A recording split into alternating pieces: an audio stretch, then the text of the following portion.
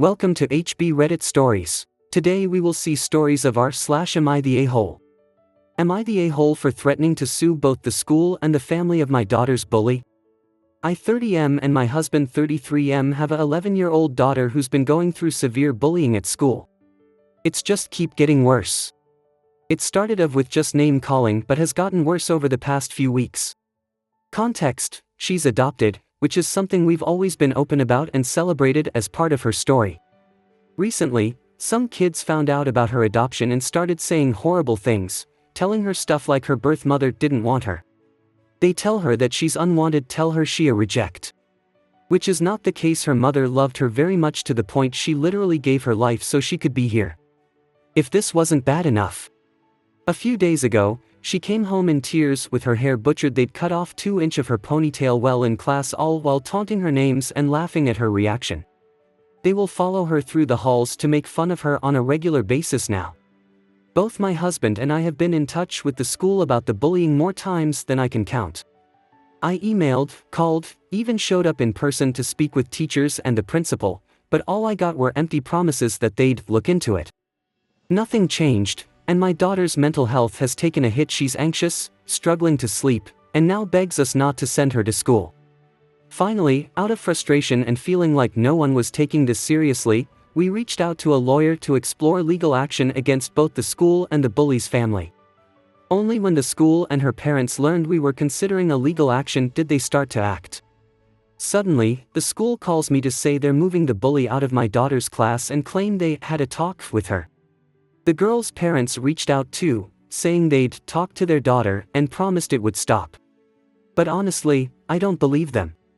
It feels like they're all saying this just to get me to back off and avoid the legal consequences. I worry that once the dust settles, things will go right back to how they were, and my daughter will still be dealing with this. My family thinks I should give the school and parents a chance now that they're finally taking action, but I feel like it's all for show. So, am I the a-hole for moving forward with legal action even though the school and the bully's parents now claim they're handling it? Top comments. Not the a-hole. One of my a-hole classmates to me and everyone else. I was adopted when I was in 6th grade. My parents were waiting to tell us when we were both old enough to understand. My brother wasn't quite old enough yet. For me it was a light bulb moment, that's why there's no picture of mom pregnant. For a group of kids at school it was a reason to bully me. I heard the same things your daughter did and it didn't bother me. It was how relentless it was. I developed anxiety and stomach issues due to the bullying. One day a good portion of everyone in the cafeteria was laughing at me because of what one of the man bullies said. I didn't want to go to school. I got sick after lunch nearly every day and had to go home. I had all kinds of doctor's appointments to try to find out what was wrong with me medically that was causing the stomach issues. The school even tried to say my problem was I was upset about being adopted and was making myself sick. No amount of anything my parents did helped. It only got better after the school year ended and we were all in different classes. Yeah, sorry. Bullying with name calling is one thing. Physical abuse to a child by cutting her hair during class is completely different. Why didn't the teacher do anything? Why did the teacher allow scissors in class? Why was the bully not sent to the principal immediately? Why weren't you notified immediately? Why did your baby have to come home with effed up hair, basically a signature of abuse, for you to find out about it? I'd be suing the school and that teacher directly for neglect as well as the kid's family for abuse. Not the a-hole. Dad, protect your kid. Maybe also consider formally pulling her from school and going to your district with a letter officially stating that the school's absolutely asinine job of handling an abuse, not bullying anymore. They could have stopped it at bullying but let it grow to physical abuse. Case is the sole reason why. What happened to all that zero tolerance for bullying crap that we had when I was in school? They assaulted your daughter. The school and the bully's parents had ample opportunity to deal with this issue before your daughter was assaulted. Their pitiful attempts to rectify their sheer lack of discipline is, quite frankly, too little, too late. Your poor daughter has suffered, not only at the hands of her bully, but her teachers, who should not be allowing bullying of any form in their school. They did nothing until legal action was taken against them, along with the bully. When your child is at school, supposedly under the care and protection of the teachers, you expect them to do their job, and not ignore escalating bullying, because it's too much trouble. Hold them all accountable. Give your daughter a great big hug. Not the a-hole. As a lawyer, I say sue, sue, sue. Get a settlement agreement that contains a plan of action to address bullying in the future. Sue them all. I would also file a police report. Cutting her hair was assault. Big fat F to all of them. Protect your child. Next story. Am I the a-hole for asking my grandparents how they can be so cruel after they accused my mom of the same? 2 years ago my parents' marriage ended because my mom found out dad was cheating and had another woman pregnant. My sisters and I, 17M, 15F and 14F, wanted nothing to do with dad afterward, and he was not given any formal custody. It was a decision left for us to decide if we wanted to see him. We didn't. He had a daughter with the other woman a year ago. Now their daughter was taken by CPS and is currently sitting in foster care. My grandparents, dad's parents, want my mom to raise her so we will know her and so she will have us growing up. Mom said no. At the same time they were trying to pressure us to accept visits with her so she'll know us anyway, but my sisters and I are not interested. My guess is they want us to meet her so we'll ask mom to raise her. Mom did get a call and was asked if she would take her by a social worker, but her no was the last contact we had with the social worker. We only had contact once before that where she was asked if visits between us and the girl were wanted. They weren't. My mom tries to keep me and my sisters out of it, but I have heard her lose her cool and answer the phone to tell my grandparents to leave her alone. I also heard my grandparents call her names and remind her over and over that my sisters and I are related to this girl and mom should want us to know each other and be close. I heard mom cry the other night, so I called my grandparents and told them to leave my mom alone. They tried to defend themselves, but I told them to stop. I brought up them calling my mom cruel earlier that day, and I asked them how they could be cruel. I asked why didn't they take their granddaughter and why do they want her to be somewhere she's not wanted or loved or cared about. They spluttered over the phone, but I didn't let them really speak, and I told them that's exactly what they're trying to set her up for and it's not good. I told them none of us want her here or want a relationship, and they're the cruel ones trying to force her in here anyway. They went crazy yesterday over what I said. Mom finally blocked them, but they're also trying to make themselves heard via social media. Am I the a-hole? Top comments. Not the a-hole. It was very courageous of you to stand up for your mom. She is raising an amazing young man. You are absolutely right, they are cruel, and this is especially mean considering this is your dad's affair child. They need to focus on their own child, your dad, and help him get the help he needs since he lost custody of his loved child. OP replies. I think they know dad won't do the work to get her back or her mom. Sounds like there's no real chance of either getting her back. But I think my grandparents should take her then if they want her raised by family. They're actually her family. Mom isn't. Huge not the a-hole. They don't have any business talking to your mother about this period, let alone trying to pressure her to take in her ex's love child. The fact that they want this kid to go to a not family member instead of themselves speaks volumes about how much they actually care. OP replies. And to want her in a home where she won't be wanted or loved too. Just crazy. Not the a-hole, your grandparents have some nerve. Info, why was she taken by CPS? What happened to your father and his mistress? OP replies. She wasn't being cared for by them. Next story. Am I the a-hole for refusing to plan my son/daughter-in-law wedding because my future daughter-in-law is always late? I am just retired and I was a wedding planner. My son and my future daughter-in-law asked me if I would plan their wedding since I have the experience. I did plan my daughter's wedding. I told them no, and when asked why I told both of them that it is due to my future daughter-in-law lateness habit. She claims it is a cultural difference and everyone in her family is late. This is true, they are always 30 minutes or more late and it drives me insane. I know she would be the person I would meet up with often for this. The wedding would need many meetups and I am not willing to sit around waiting for her or my son. Not to mention all the business appointments that I do not want to be embarrassed at when she is late. I have talked to her about the lateness before and nothing has changed. She was literally late for my birthday dinner about a month ago. I have also talked to my son and he sides with her. I am not willing to tell her an earlier time since she is an adult and overall her lateness is disrespectful to me and my time. I explained the reasoning above and they were pissed. My son was upset since I won't give her a chance and I did plan his sisters.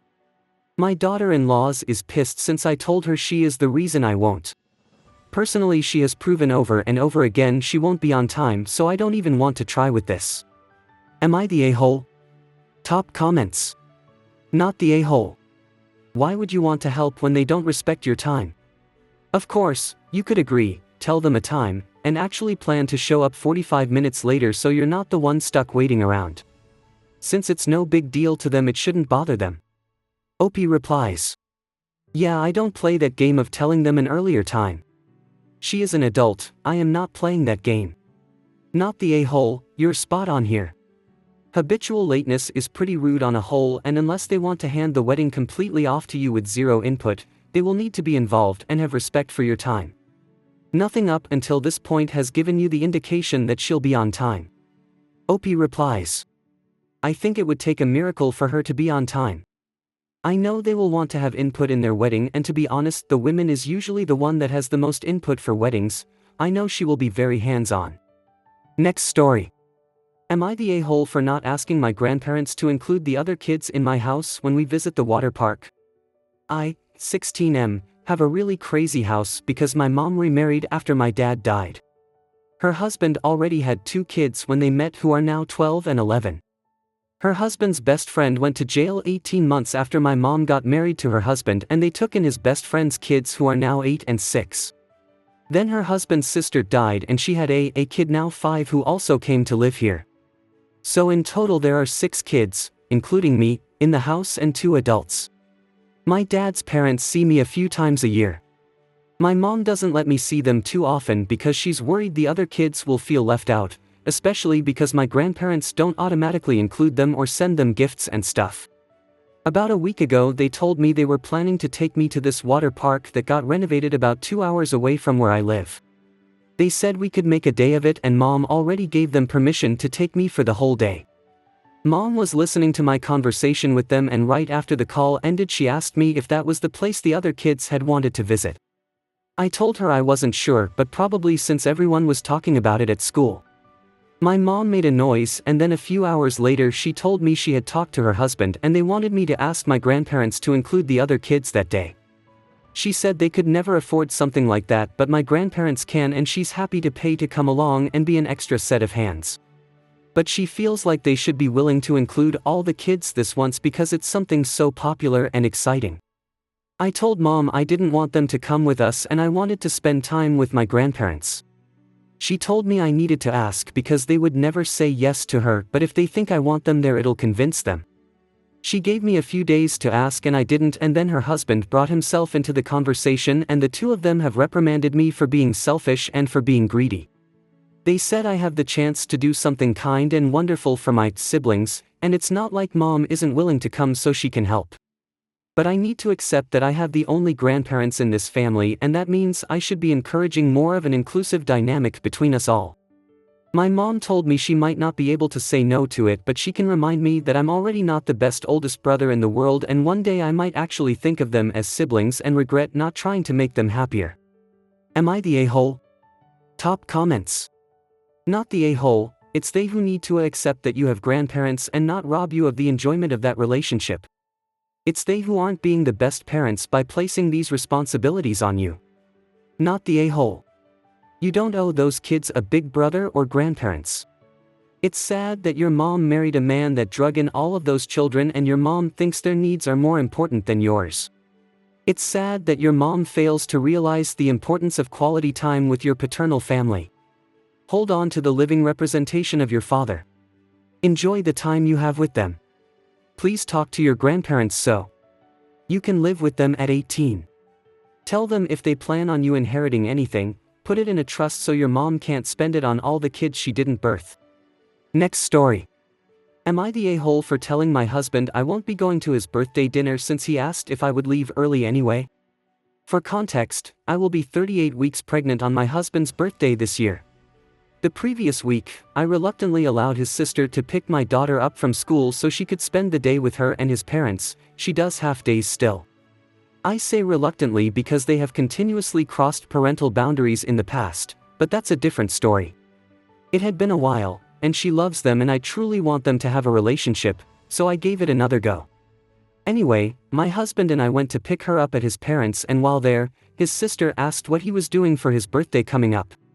I had asked him a number of times already what he wanted to do, had thrown out some ideas for us to do as a family as well, but he never decided on anything. So, he says he doesn't have plans. She asked if he wanted her to make him dinner at her apartment then, and he said yeah, that sounds good. It would be a family dinner, his parents, her partner, and our family. All good.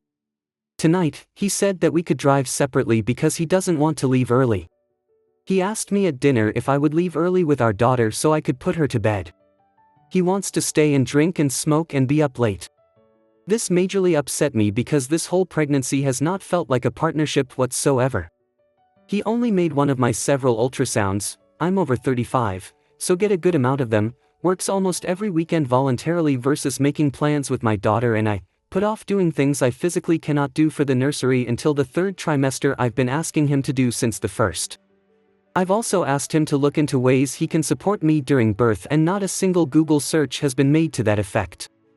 I'm not sure if I'm being the crazy pregnant lady, but it certainly feels like he just wants to do whatever he wants without any regard to me carrying this child he told me desperately wanted. I was fine with one.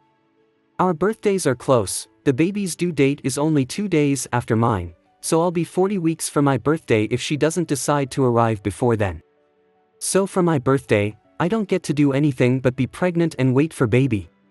It would be nice to feel like he wants to spend these special occasions with me/my daughter and I. He clearly is not empathetic to the fact that I can't go out and do these things for this period of time, so to be told to go home he can is hurtful.